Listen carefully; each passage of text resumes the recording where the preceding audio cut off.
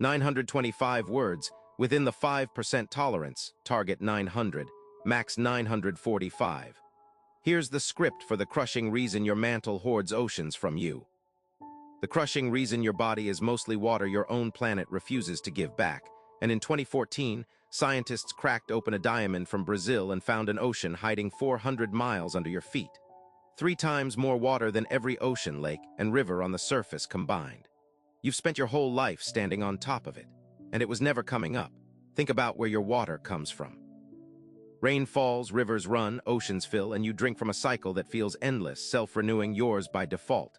That's the story you were taught. But 250 miles beneath the crust, in a layer called the Mantle transition zone, rock behaves like nothing on the surface, crushed under pressure 14 times what's found in the deepest ocean trench. And that rock is quietly stealing from the cycle you depend on. Not once, continuously, right now while you read this. In 2014, a geologist named Graham Pearson was studying a rough, unremarkable diamond hauled out of the ground in Mato Grosso, Brazil. Inside it, trapped since the diamond formed, sat a mineral called ringwoodite, and the ringwoodite wasn't dry. It was roughly 1.5% water locked into its crystal structure. That sounds small. It isn't.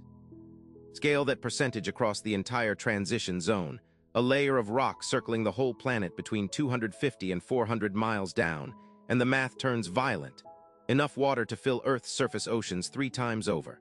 Not as a lake, not as an ocean you could ever reach. Water bonded atom by atom into stone, squeezed by pressure that would flatten a submarine like paper, hoarded in a vault with no door. Here's where it stops sounding like a curiosity and starts sounding like a threat. That water isn't sitting still down there, waiting patiently.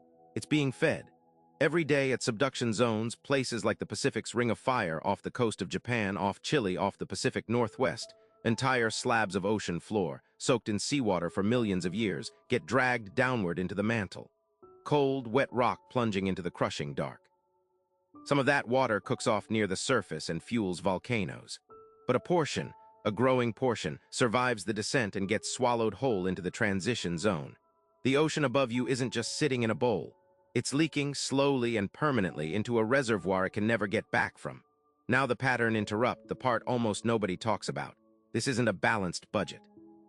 In 2014, the same year Pearson's diamond made headlines, a separate team led by Jun Kornaga ran the numbers on how much water goes down versus how much comes back up through volcanic outgassing. Their conclusion was unsettling. Subduction wins. Earth's oceans are being pulled downward faster than they're being replenished.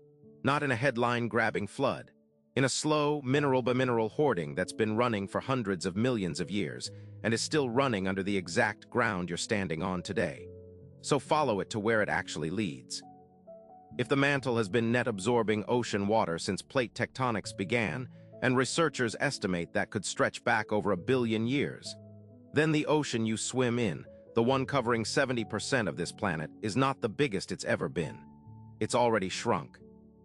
Some models suggest early Earth's oceans may have been dramatically larger, possibly covering the planet with no continents poking through at all, before the mantle's slow appetite started pulling that water down, layer by layer, into rock. And the crushing part isn't the volume, it's the mechanism. This isn't evaporation you can watch or a drought with a start and end date. It's pressure, literally hundreds of thousands of atmospheres of it, reorganizing water into a mineral lattice where it stops behaving like the substance that makes up 60% of you. Down there, water isn't wet anymore. It's structural. It's stone. And stone doesn't give anything back on a schedule you'll ever witness. Run the projection forward and it gets stranger. Researchers modeling long-term subduction rates have floated a genuinely uncomfortable possibility. If the current imbalance holds, Earth's surface oceans could be pulled down toward the mantle faster than volcanoes can regas them, over hundreds of millions to 1 billion years into the future, not erased overnight, but thinned, drawn down, redistributed into a planet that increasingly hoards what it once displayed. Venus, some scientists argue, may have lived through a version of this already, losing its surface water to a runaway process billions of years ago. Earth isn't Venus, but Earth is running the same kind of ledger, just slower, just quieter, just far enough beneath your feet that you were never meant to notice the withdrawal. And that's the part that should sit with you longer than the number does. The water inside you, the water in every glass you'll drink this week, exists because the mantle hasn't finished taking it yet. The transition zone isn't full. It's still absorbing, still crushing seawater into crystal, still running a process nobody alive will see finish and nobody alive can stop. So here's the question nobody's answered yet. If the mantle has been quietly hoarding your ocean for 1 billion years and counting, how much is actually left up here? And how would we even know if the withdrawals started speeding up?